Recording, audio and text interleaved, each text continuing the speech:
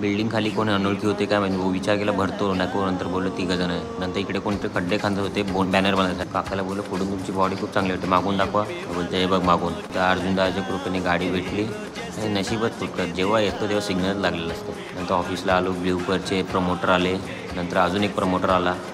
दोघांनी माझी जाम केसली. नंतर बोललो तुमच्या दोघात मारामारी करा, जो आवडेल ते तुम्ही प्रोजेक्ट घेईल. नंतर ह्या ब्ल्यूपर ह्या बिल्डिंगचा तो प्रमोटर होता पहिला आला. तो मुलं मुलींच्या मागे गेलं मारतात, हे कुत्रेला चालतं सगळ्यांना.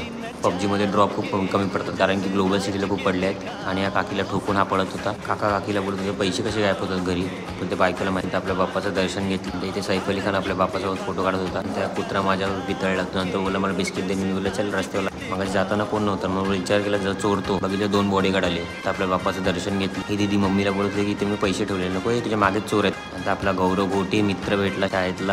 आणि काका सुंदर बिझनेस बॅग विकायचं चांगलं आहे. धन्यवाद.